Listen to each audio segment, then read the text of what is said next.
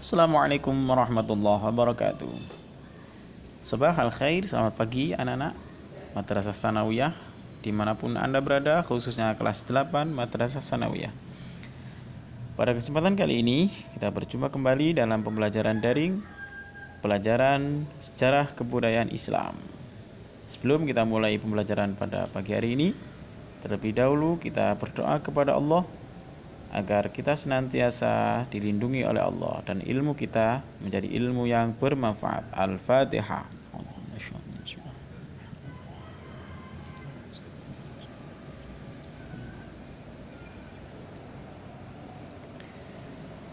Baik anak-anak, pembelajaran SKI pada kesempatan kali ini bab 4 tentang penguasa besar dan ilmuwan Islam masa Daulah Ayyubiyah. Sebagaimana pada pertemuan yang lalu kita sudah membahas tentang dinasti atau kekhalifahan Daulah Ayyubiyah. Nah, bab 4 ini lebih spesifik yang dibahas tentang penguasa besar atau yang berjaya. Siapa saja penguasa-penguasa atau raja-raja atau khalifah-khalifahnya yang paling bersinar, begitu ya. Serta ilmuwan Islam yang maju pesat pada era itu. Baik. Yang pertama, khalifah dari dinasti Ayyubiyah, tentu saja. Ini kita lihat peta konsep yang akan kita pelajari. Yang pertama adalah siapa saja penguasa besar dinasti atau Daulah Ayyubiyah. Yang kedua, kiprah penguasa Daulah Ayyubiyah memajukan peradaban Islam. Poin kedua. Poin ketiga, sumbangsih atau sumbangan pemikiran, keilmuan dari ilmuwan Islam pada masa Daulah Ayyubiyah. 3 poin ini yang harus Anda cerna, harus Anda tangkap pada pertemuan pembelajaran daring saat ini. Langsung saja. Penguasa besar Daulah Ayyubiyah, siapa saja? Ada 9 orang penguasa, 9 orang raja, 9 orang khalifah. Yang pertama Sultan Salahuddin Yusuf Al-Ayyubi. Yang kedua Sultan Al-Aziz Imaduddin. Yang ketiga Sultan Al-Mansur Nasiruddin. Yang keempat Sultan Al-Adil Saifuddin. Kelima Sultan Al-Kamil Muhammad. 6 Sultan Al-Adil Saifuddin. 7 Sultan As-Saleh Najmuddin. 8 Sultan Al-Muazzam Turansyah. 9 Sultan Al-Ashraf Muzaffaruddin. Kurang lebih 79 tahun dinasti atau Daulah Ayyubiyah berkuasa. Ada 9 sultan ini. Namun tidak semuanya bersinar terang. Kurang lebih ada 3 sampai 4. Ya. Yang pertama, yang paling bersinar terang, yang paling hebat dari sultan-sultan dinasti Ayyubiyah adalah Salahuddin Al-Ayyubi. Biografinya sudah kita bahas pada pertemuan yang lalu ya. Kenapa kok Sultan Salahuddin Al-Ayyubi termasuk khalifah dinasti Ayyubiyah yang paling hebat, paling bersinar terang?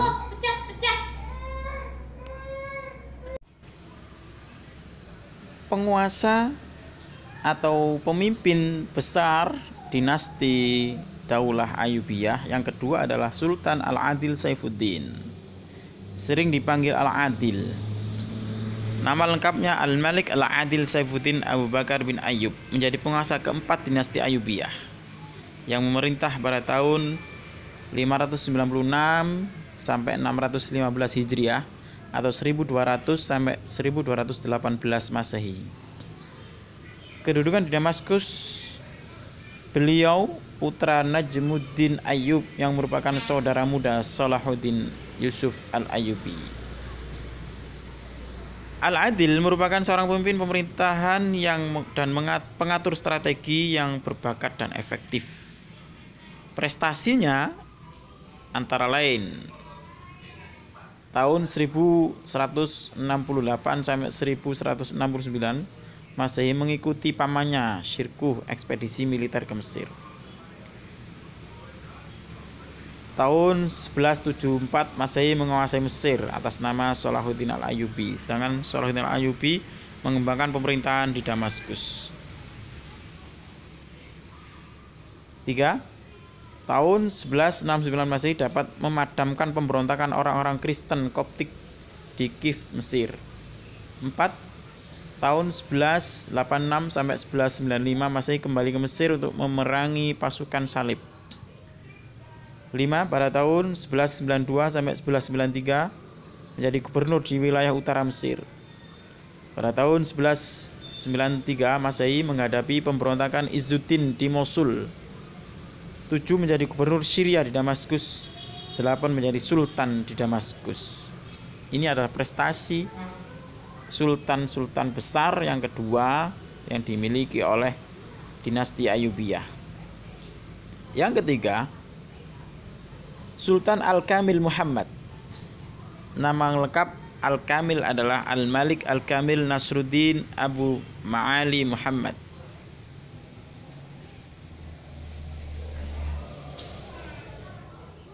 Pada bulan Februari tahun 1229 Masehi, Al-Kamil menyepakati perdamaian selama 10 tahun dengan Frederick II yang berisi antara lain. Ini pada masa dinasti Ayyubiyah ini perang salib bisa dikatakan puncak dari perang salib, peperangan antara kaum muslim dengan orang-orang Kristen, ya.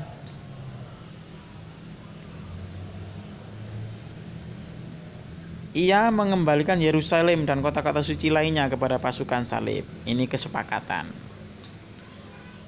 2. Kaum muslimin dan Yahudi dilarang memasuki kota itu kecuali di sekitar Masjidil Aqsa dan Masjid Umar. Selain itu, beberapa peristiwa yang dialami Al-Malik antara lain tahun 1218 Masehi memimpin pertahanan menghadapi pasukan salib yang mengepung kota Dimyat. 2. Menjadi sultan di dinasti Ayyubiyah pada tahun 1218 menggantikan Al-Adil yang meninggal. Pada tahun 1219 Masehi ia hampir kehilangan tahtanya. Pada tahun 1219 Masehi kota Dimyat akhirnya jatuh ke tangan orang-orang Kristen. 5. Al-Kamil telah beberapa kali menawarkan perdamaian dengan pasukan salib, yaitu dilakukan perjanjian damai dengan imbalan mengembalikan Yerusalem kepada pasukan salib. 6. Membangun kembali tembok di Yerusalem yang dirobohkan oleh Al-Mu'azzam saudaranya. 7. Mengembalikan salib asli yang dulu dipasang di kubah batu Baitul Maqdis kepada orang Kristen. Al-Kamil meninggal dunia pada tahun 1238 Masehi. Kedudukannya sebagai sultan digantikan oleh Saleh Al-Ayyubi. Nah, jadi itulah 3 khalifah besar yang memiliki prestasi pada dinasti Ayyubiyah. B. Sumbangsih besar ilmuwan muslim Daulah Ayyubiyah. Siapa saja? 1. As-Suhrawardi Al-Maktul atau ilmuwan teosofis, ini ya, ilmu teosofis, semacam filsafat gitu ya. Ini ulama besar pada zaman dinasti Ayyubiyah, Daulah Ayyubiyah, yang mempelopori ilmu filsafat modern.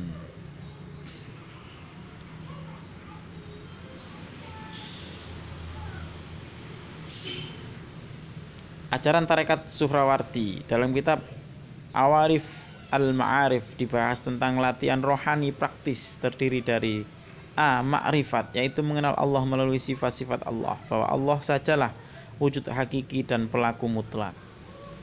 Ini ajaran dari Suhrawardi ya. Ilmu filsafat dan tarekat ilmu hakikat kehidupan.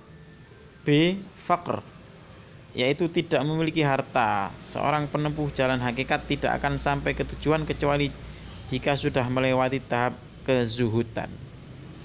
C. Tawakkul, yaitu mempercayakan segala urusan kepada pelaku mutlak, yakni Allah Subhanahu wa taala. D. Mahabbah, artinya cinta kepada Allah. E. Fana dan baqa. Fana artinya akhir dari perjalanan menuju Allah, sementara baqa artinya awal dari perjalanan di dalam Allah. Nah, ini pemikiran beliau. Intinya bahwa segala sesuatu itu mutlak dikendalikan oleh Allah Subhanahu wa taala, dan kita semua harus berusaha menuju zat yang hakiki itu.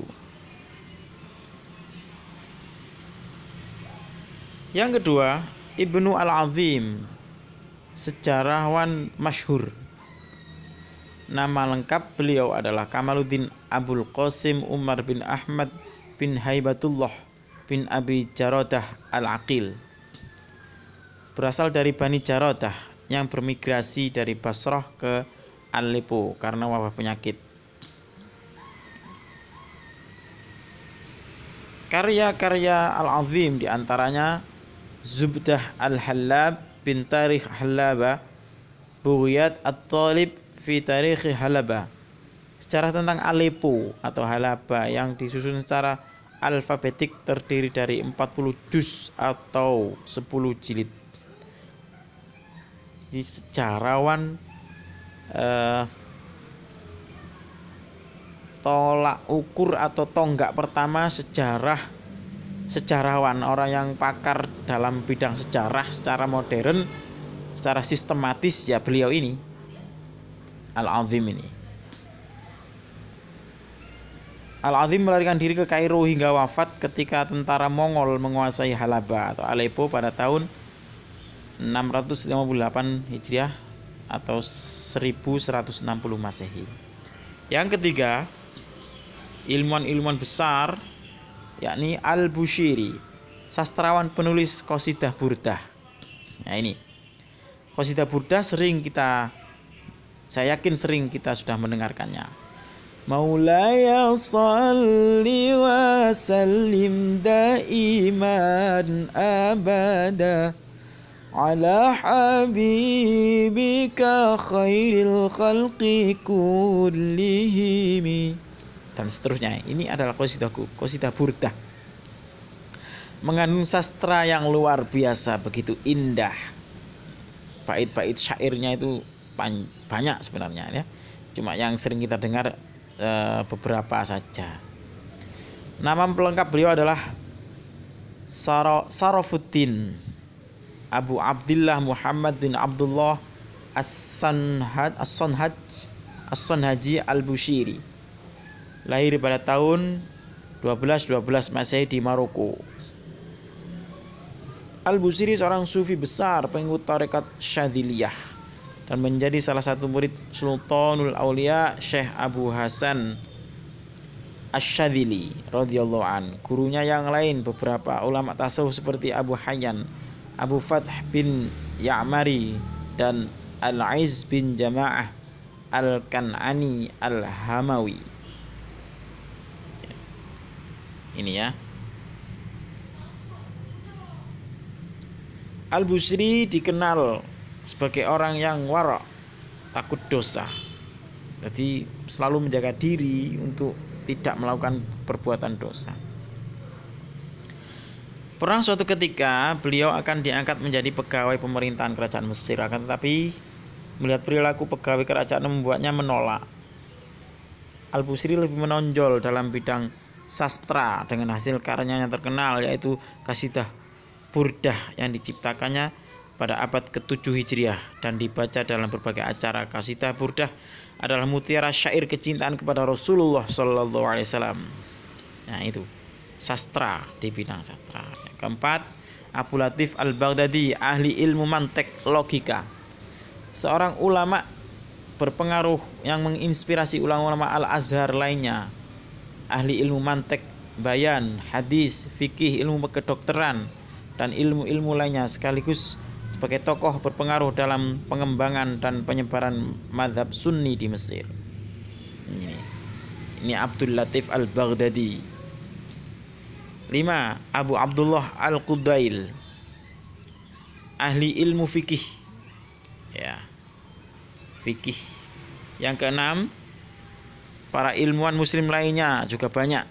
Abu Abdullah Muhammad Al-Idrisi, seorang ahli geografi, pengembangan ilmu geografi awal menjadi ilmu geografi modern melalui beliau ini, dan juga ahli botani yang mencatat penelitiannya dalam buku kitab Al-Jami' li Ashtad An-Nabat, kitab kumpulan dan tanaman. Ad-Dawudi, seorang ahli botani, pengarang kitab Nushah An-Nufus wal Afkar, Ma'rifah wal Ahjar wal Ashjar, kitab komprehensif tentang identifikasi tanaman, bebatuan dan pepohonan yang menjadi rujukan ilmuwan-ilmuwan modern sampai saat ini.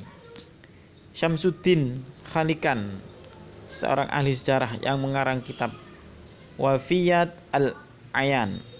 Abul Qasim al-Mangfaluti, sosok ulama yang ahli dalam bidang ilmu fikih. Al-Hufi, ilmuwan ahli tata bahasa Arab. Abu Abdullah Muhammad bin Barakat, ulama ahli nahwu, gramatika bahasa Arab dan ahli tafsir Al-Quran. Demikianlah anak-anak, mulai dari siapa saja pemimpin-pemimpin besar pada Daulah Ayyubiyah sampai ilmuwan-ilmuwan besar yang berpengaruh pada perkembangan ilmu pengetahuan modern di dunia yang menjadi rujukan hingga saat ini, sudah kita bahas pada pertemuan kita kali ini. Mudah-mudahan Anda memahami. Nah, tugas Anda adalah mencatat poin-poin atau isi dari pembelajaran kita kali ini di buku kalian masing-masing. Dan yang terpenting, kita harus berusaha meniru semangat juang baik di bidang ilmu pengetahuan, di bidang sosial dan kemasyarakatan. Tetap semangat dan menjadi pribadi-pribadi yang jujur, kuat dan bertanggung jawab. Gitu ya. Terima kasih atas perhatiannya. Ila liqa. Wassalamualaikum warahmatullahi wabarakatuh.